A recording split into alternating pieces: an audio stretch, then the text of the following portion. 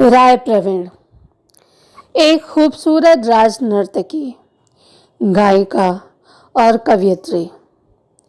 इसी रूप में इनको चित्रित किया गया है और कुछ विवरण बताते हैं कि ये गणिका थी। इनकी कविताओं में भी इनके नाम के साथ पातुर शब्द जुड़ा हुआ मिलता है।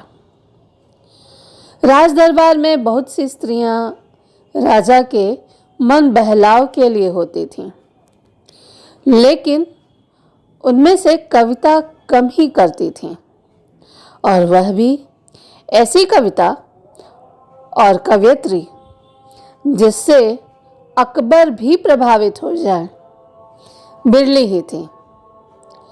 ऐसी दरबारी गायिकाएं भी कम ही होती थीं जो अपने राजा के प्रति इतनी एकनिष्ठ हों कि बड़े से बड़े पद और प्रलोभन को ठुकरा सकती हों। अन्यथा राजा रजवाड़े तो रूपसी गायिकाओं और नर्तकियों को अपनी सत्ता के बलबूते जोर जबरदस्ती अपने दरबार की जीनत बन जाने को विवश कर देते थे। 16वीं शताब्दी में ओरछा, जो कि मध्य प्रदेश में है, यहीं के राजा मधुकर शाह के पुत्र युवराज इंद्रजीत, जो बाद में कछुआ के राजा बने, उन्हीं के दरबार की रौनक थी राय प्रवीण। एक ऐसी रौनक जो महाकवि केशव दास की शिष्या थीं, और कहा जाता है कि उन्हें काव्य शास्त्र की शिक्षा देने के लिए ही केशव दास ने कवि प्रिया और रसिक प्रिया की रचना की थी।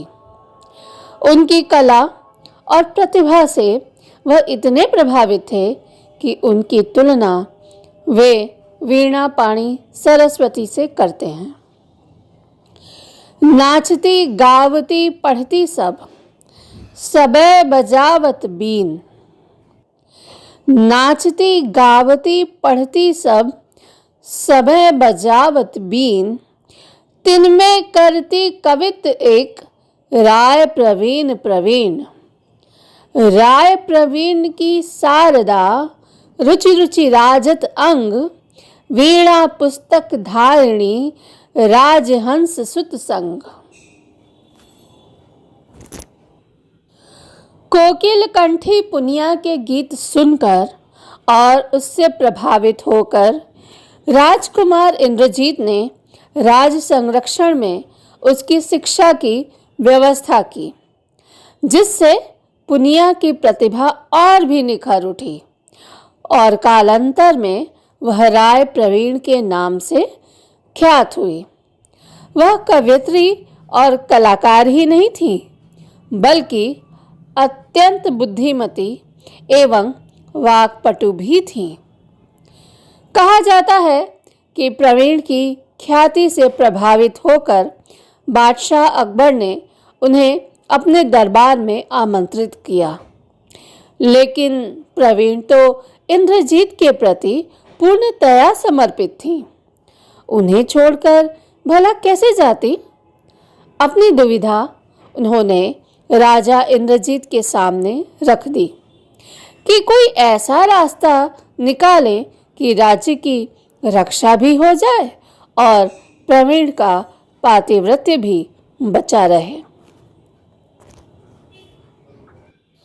आयो हो बूझन मंत्र, तुम्हें निज भवन हो सिगरी मत गोई। देह तजों की तजों कुल कानी, हिये न लजों लजिहें सब कोई। सवारथ और परमारथ को परचित्त पियारी कहो तुम सोई। जामे रहे प्रभु की प्रभुता, और मोर पतिव्रत भंग न भोई। राजा ने अपनी प्रेयसी के सम्मान की रक्षा के लिए उसे बादशाह के दरबार में भेजने से इनकार कर दिया, तो बादशाह ने उसे पकड़ मंगाया और राजा पर जुर्माना भी ठोक दिया। इस स्थिति को प्रवीण ने बड़े कौशल से संभालते हुए बादशाह अकबर से नहीं, शाह अकबर, दरअसल अकबर इसी नाम से कविताएं लिखा करता था और यह एक कवि की दूसरे कवि से की गई प्रार्थना थी। तो राय प्रवीण ने इसी शाह अकबर से विनती की। अंग अंग नहीं कछु संभूसु, के हरि लिंक गयन दही घेरे, भौह कमान नहीं मृगलोचन, खंजन क्यों न चुगे तिल नेरे, हैं कि राहु नहीं उगे इंदुसु, कीर के बिंबन चोंचन मेरे, को न काहू से रौस करेसु, डरे उर शाह अकबर से। अकबर उसकी काव्य कुशलता से प्रभावित हुआ और समस्या पूर्ति के तहत उसकी परीक्षा भी ली। ज्यों ज्यों वह परीक्षा में खरी उतरती गई, अकबर उतना ही मुग्ध होता गया और नाना प्रलोभन देकर उसे दरबार में रोके रखने का प्रयास किया। अंततः प्रवीण ने दरबार में रहने की अपनी अपात्रता को बयान करते हुए अकबर को उसके बड़प्पन की याद दिलाते हुए कहा, बिनती राय प्रवीण की सुनिए शाह सुजान, झूठी पतरी भखत है बारी बायस स्वान। यह दोहा आज भी बेहद लोकप्रिय है। अब यह साहस कहें या विनम्रता या फिर इंद्रजीत के प्रति पूर्ण समर्पण, यह प्रवीण का ही वैशिष्ट्य था कि वह अपने आप को झूठी पत्तल तक कह जाती हैं। कहते हैं कि उनके काव्य कौशल, वैदुष्य और एकनिष्ठ प्रेम से पसीज कर अकबर ने उन्हें ससम्मान इंद्रजीत के दरबार में वापस भेज दिया और इंद्रजीत पर लगाया गया जुर्माना भी माफ कर दिया। प्रवीण की कविताओं में संयोग श्रृंगार के बहुतेरे चित्र मिलते थे और उन गीतों की नायिका प्रवीण तथा नायक राजा इंद्रजीत थे। भले ही वह गायिका और इंद्रजीत राजा थे, लेकिन दोनों के बीच प्रेम की डोर बहुत मजबूत थी। इसका प्रमाण हमें इस लोक प्रचलित कथा से मिलता है, जिसके अनुसार राय प्रवीण का जब राजा इंद्रजीत से मिलन नहीं हो पाया तो वह इस दुख में सती हो गई। उस समय राजा यात्रा पर थे। जब तक उन्हें यह खबर मिलती, वह उन्हें बचाने पहुंचते प्रवीण राख हो चुकी थी। उस राख को हाथों में लिए राजा बिलखते रहे। कहा जाता है कि इसके बाद राजा इंद्रजीत की मानसिक स्थिति बिगड़ गई और तकरीबन साल भर बाद उनका भी देहांत हो गया। राजा इंद्रजीत ने तब अपनी प्रेयसी के लिए एक महल का निर्माण करवाया था, जिसका नाम है राय प्रवीण महल। यह महल आज भी ओरछा में मौजूद है, जिसकी दीवारों पर बनी तस्वीरों और महल के कोने कोने में राजा और कवयित्री की प्रेम कथा और प्रवीण की कविताओं की अनुगूंज अब भी सुनाई देती है।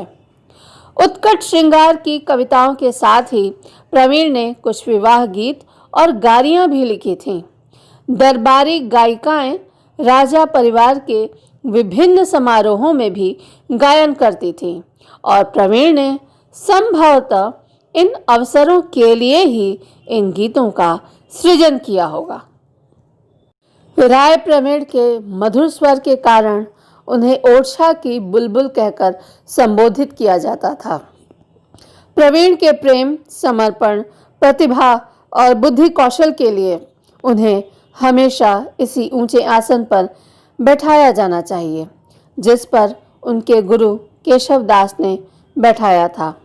सुनने में आया है कि राय प्रवीण पर एक फिल्म भी बनने वाली है। इतिहास में यह कवयित्री और उनका एक निष्ठ प्रेम हमेशा अमर रहेगा।